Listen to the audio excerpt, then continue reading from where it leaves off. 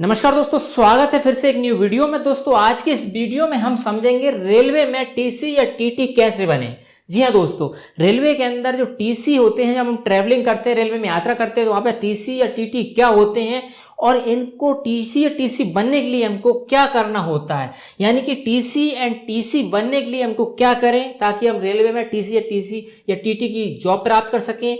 क्या इसके लिए योग्यता होती चाहिए, क्वालिफिकेशन होनी चाहिए, एलिजिबिलिटी क्राइटेरिया क्या है, टीसी का काम क्या होता है, यह पोस्ट जो रहती है इसमें क्या काम होता है, इसके बाद टीसी या टीसी बनने के बाद सैलरी पैकेज क्या मिलता है और इसके लिए कौन सा एग्जाम होता है, कौन सा एग्जाम देना होता है जिससे रेलवे में टीसी या टीटी बना जा सके।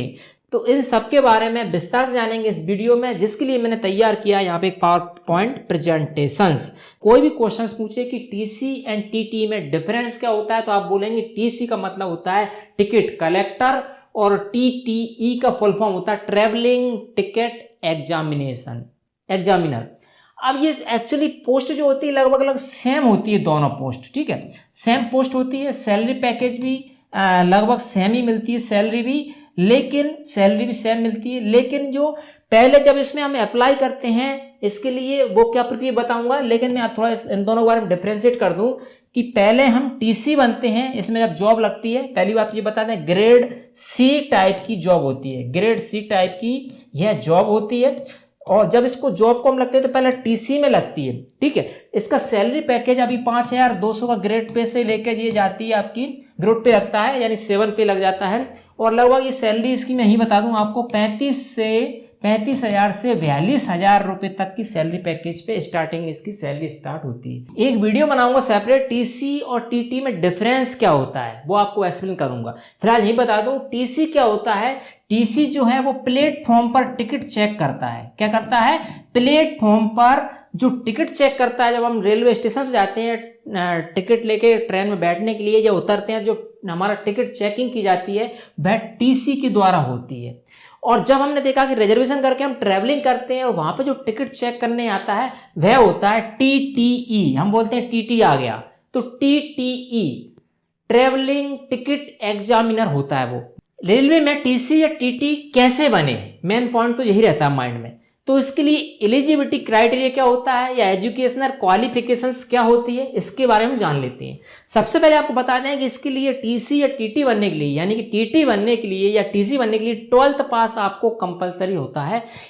12th पास या इक्विवेलेंट इन एनी स्ट्रीम, किसी भी सब्जेक्ट्स में, चारों स्ट्रीम में से एनी वन आपने यदि कोई स्ट्रीम से पास किया है, एनी वन स्ट्रीम, तो आप एलिजिबल हो जाते हैं किसके लिए? टीटी में, रेलवे में एग्जाम देने के लिए, ठीक है।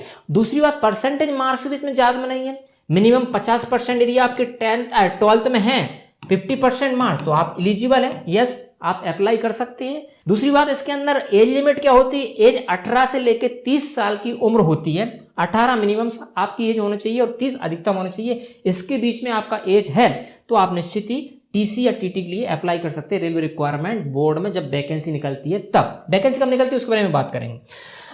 There will be upper age relaxations for 3 and 5 year. OBC के लिए 3 ईयर का रहता है और SC ST के लिए 5 ईयर का एज रिलैक्सेशंस मिलता है। प्रोसीजर की बात करें तो रेलवे में सिलेक्शन प्रोसेस सबसे पहले तो इसमें एग्जाम होता है, कंप्यूटर बेस्ड टेस्ट होता है जिसको हम बोलते हैं CBT। क्या बोलते हैं? CBT। यदि आप इसमें क्वालिफाई कर जाते हैं तो फिर फिजिकली आपका फिजिकल एफिशिएंसी टेस्ट होता है कि आपकी क्या एबिलिटी है। फिर आपका होता है मेडिकल टेस्ट।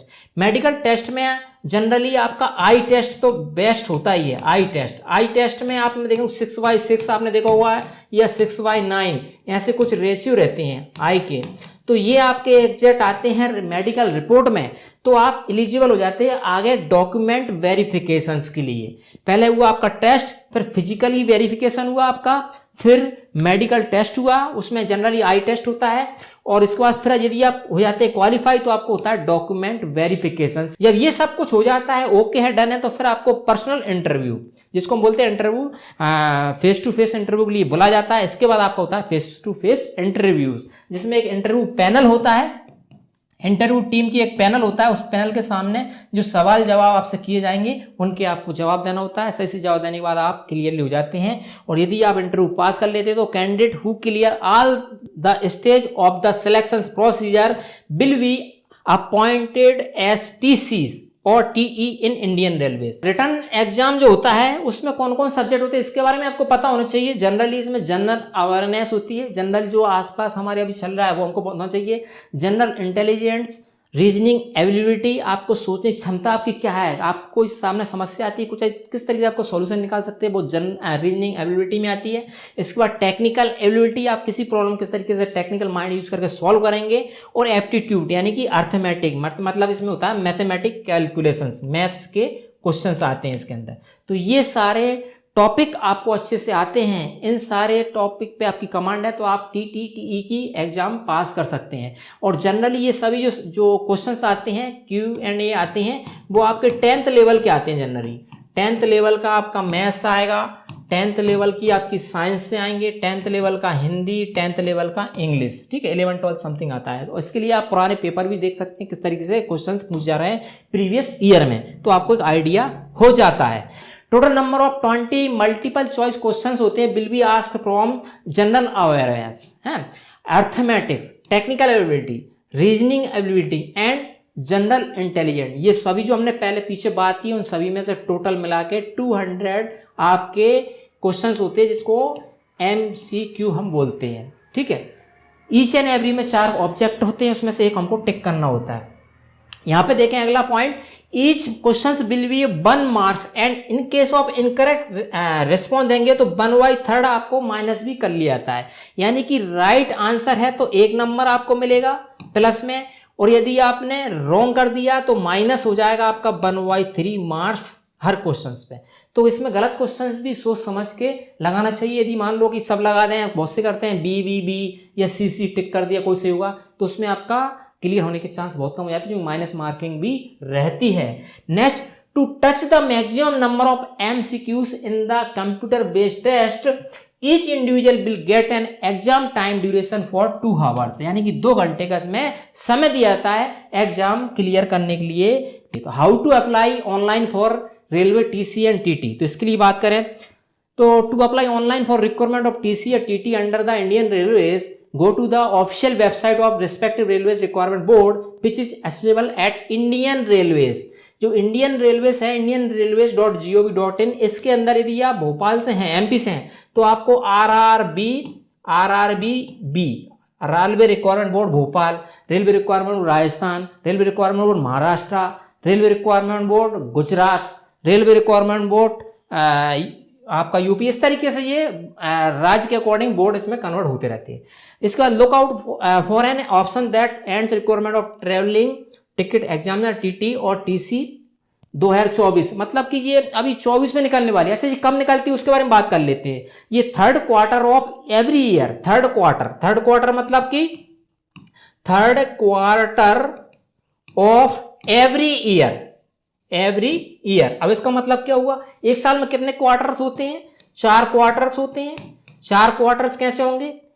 3 महीने के, फर्स्ट 3 महीने का, सेकंड 3 मंथ का, सेकंड 3 मंथ का, फोर्थ मंथ। तो 3rd वाला क्वार्टर यानी कि 7वें महीने से लेके आपका 90 महीने के बीच में, 7 8 9 के बीच में, ये जॉब वैकेंसी हर साल निकलती है। तो अभी 7वां चल रहा है, नहीं जुलाई में ये वीडियो बन रही है, तो जुलाई अगस्त सितंबर तक आप इसमें मान सकते हैं। तो हर साल ये निकलती है। इसके बाद आपको कैसे बनना है, इंटर बेसिक्स एंड इसकी साइट पे जाना है, वहाँ पे बेसिक क्वालिफिकेशन आपको डिटेल डालना है। आपका इस पे लिखा है अपलोड फोटोज, डॉक्यूमेंट, सिग्नेचर, ये सब कुछ आपको अप्लाई करके रेलवे के अंदर TT या TT जो होती है उस जॉब के लिए अप्लाई करके TT या TC बन सकते हैं। तो ये हमारी वीडियो थी जिसमें हमने समझा रेलवे में TTE या TC कैसे बने। तो thanks for watching this video. Please like and share this video and subscribe our channel.